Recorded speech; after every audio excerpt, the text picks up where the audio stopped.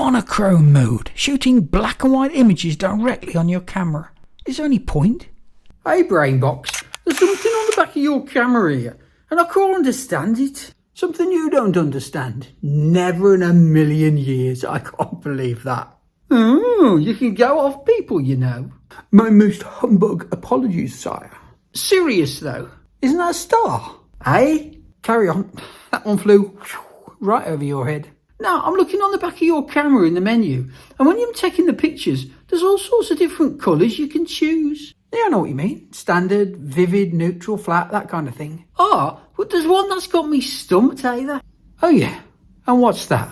It says monochrome. That's the black and white one, isn't it? Yeah, black and white, no problem with that. Well, the problem is, Sherlock, that there ain't no point having a monochrome on the camera, is there?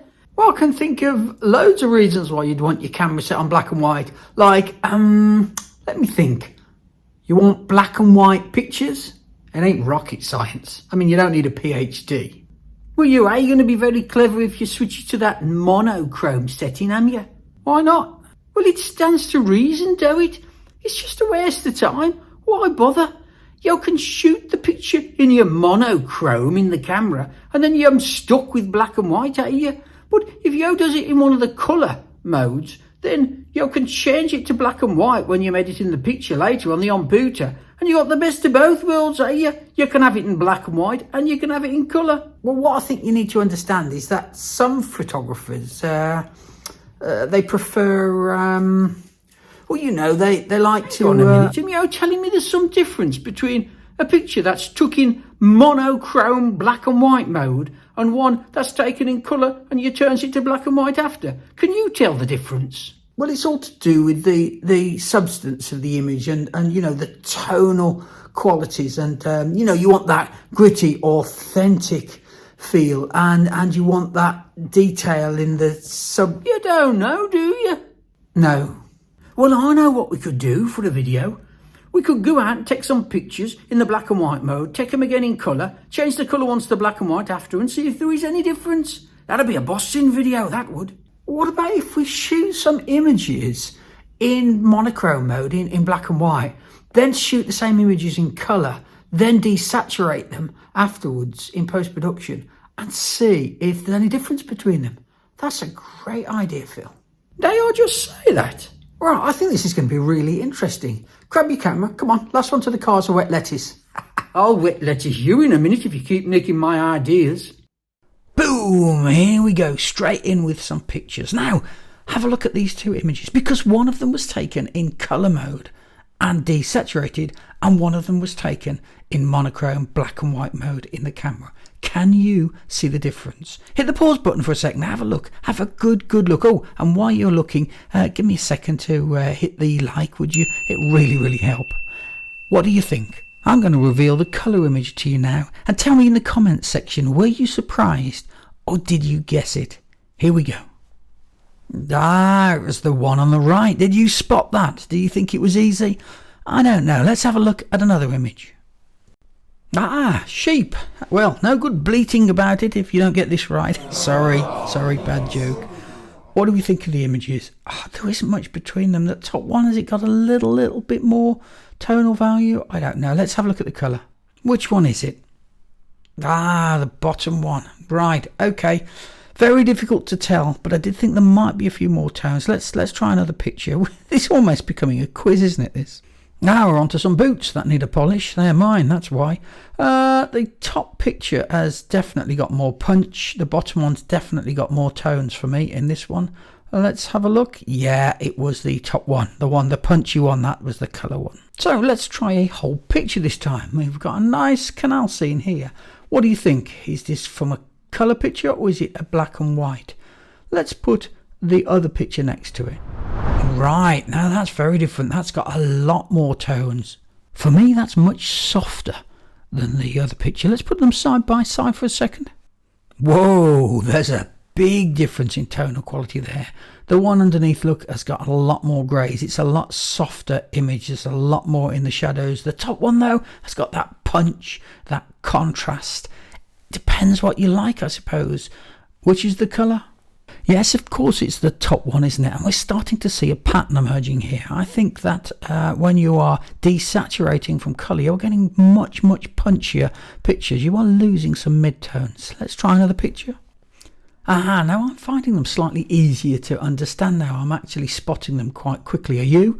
It's very clear to me that this one is the colour picture that's been desaturated, and it's because it's just got that little bit more punch, doesn't quite have the tones. So let's look at a picture with lots of tones, some old rotting wood. Gosh, this is hard. I honestly couldn't tell you which is which. Don't know. Haha, the bottom one. Could have been either. I got no idea. Now for a bit of fun, let's have 5 images. See if you can tell which one is the black and white mode. Ready? Go. Here we go. Pause the video if it helps.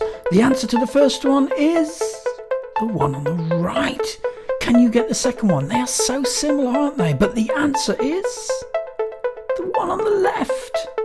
Wow, this is so tricky. It's going to be hard to get 5 out of 5. Can you do it? The answer is the one on the left again. And this one is so difficult. Which one's got the blue sky? Well, of course, it's the one above. And finally, we have the last image. Can you guess which is the black and white mode? It's the top one. Well, I don't know about you, but I thought that was harder than I thought it was going to be. And a lot of those pictures, there's just very, very tiny margins. I think you can tell. I think there is more tone in the black and white mode. All pictures taken on my Nikon D810. What about if we look at some pictures on an iPhone or a compact camera? Will we be able to tell then? Well, let's have a look. This is an old Fuji X10 compact camera, and the colour one was on top. Let's have a look out in the garden. Picture of the bench. Which one is the black and white mode? It's the one on top again. So let's try an iPhone. Here's a picture taken in the garden with an iPhone. Can you see which one is the black and white mode? It's the bottom one. Let's have a look at something else. A shot in the garden. Is this black and white mode? Or is this black and white mode? No, that was colour mode. It's tricky to tell, isn't it?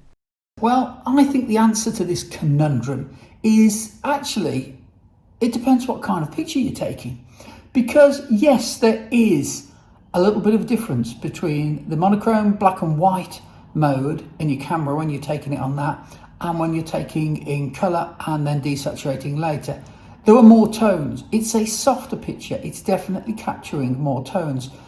When you're taking it in colour and then desaturating, I'm noticeably harder. It's noticeably slightly more contrasty to me. For me, that's not a bad thing. I like that contrasty look. It's something that I look for in black and white pictures. But of course, if you like the tones, that's absolutely fantastic. I'd say use black and white mode, except you've lost the colour.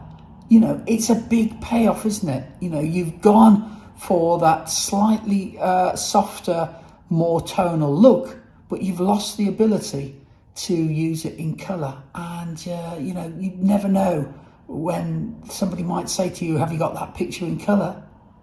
It's really, really difficult to just take in black and white. It used to be normal in the old days when we were on film. You had a black and white film or you had a colour film. It was as simple as that. But now you have that choice. Which way would I go? I think it would depend on what I was taking a picture of. Or you could also say, actually, it's just the flick of a button. If you've got time, take it in black and white and then flick it onto colour mode, take it again. I suppose you've got the best of both worlds always around if you go that way. And if you take black and white pictures, maybe you'd like to ditch the digital and go film. What's the difference? Well, take a look at this fun film that I did where I look at the difference in extreme conditions between what you can achieve with film and what you can achieve with digital. And of course, if you're going to shoot film, then you may as well shoot Leica.